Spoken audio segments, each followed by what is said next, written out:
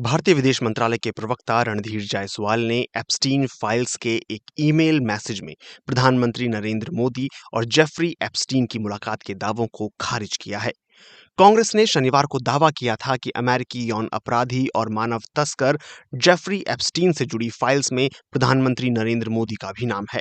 हालांकि विदेश मंत्रालय ने इन आरोपों को खारिज करते हुए कहा है कि जुलाई 2017 में प्रधानमंत्री की इस्राइल की आधिकारिक यात्रा के अलावा ईमेल की बाकी बातें एक दोषी अपराधी की बेकार की बकवास से ज्यादा कुछ नहीं है। आइए जानते हैं ये पूरा मामला क्या है। शनिवार को कांग्रेस ने सोशल मीडिया प्लेटफॉर्म एक्स पर एक पोस्ट के जरिए दावा किया कि एप्स्टीन फाइलों में नरेंद्र मोदी का नाम आ गया है। अमेरिका के सीरियल रेपिस्ट, बाल यौन अपराधी और मानव तस्कर जेफरी एप्स्टीन ने 9 जुलाई 2017 को एक मेल लिखा।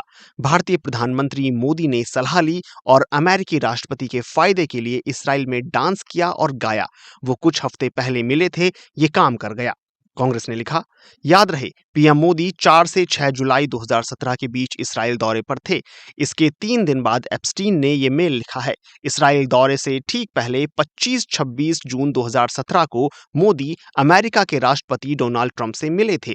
जेफरी एप्स्टीन के मेल की कड़ियों को जोड़ें तो समझ आता है कि मोदी जून 2017 में अमेरिका गए और वहां एप्स्टीन से सलाह ली। इसके एक हफ्ते बाद यानी 4 से 6 जुलाई 2017 में मोदी इसराइल पहुंचे और सलाह के मुताबिक वहां नाचे और गाए और काम हो गया। अब साफ है कि प्रधानमंत्री मोदी का जेफरी एप्स्टीन से बहुत ही गहरा और पुराना नाता है, जो भारत के लिए शर्मनाक है। ये मामला राष्ट्रीय गरिमा और अंतर्राष्ट्रीय प्रतिष्ठा का है, जिसके लिए प्रधानमंत्री मोदी को जवाब देना चाहिए। कांग्रेस ने 3 सवाल करते हुए लिखा, नरेंद्र मोदी जेफरी एप्स्टीन से कैसी सलाह ले रहे थे?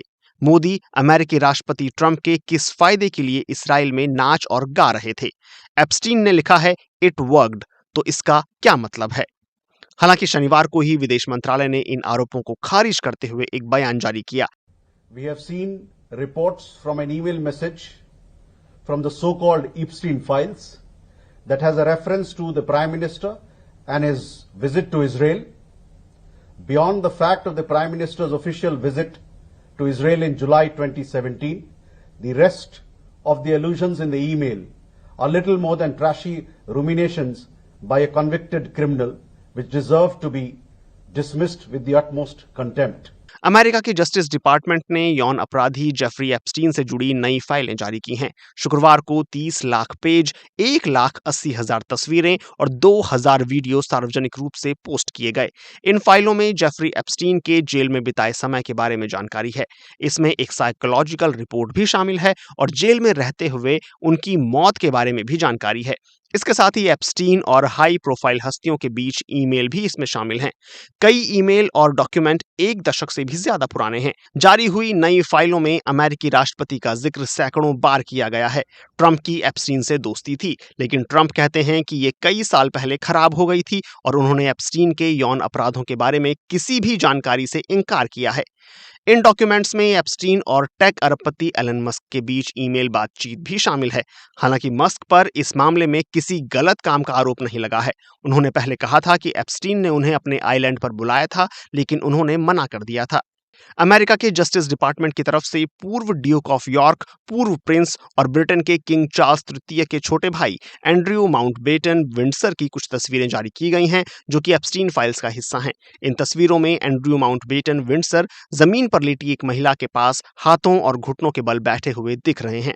अमेरिकी जस्टिस डिपार्टमेंट की ओर से जारी की गई एप्स्टीन फाइल्स में अब तक कई मशहूर लोगों के नाम शामिल हैं।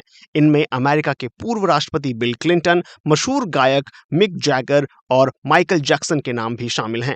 हालांकि इन फाइलों में किसी का नाम होना या उनकी तस्वीर होना ये साबित नहीं करता कि उन्होंने कोई गलत काम किया है।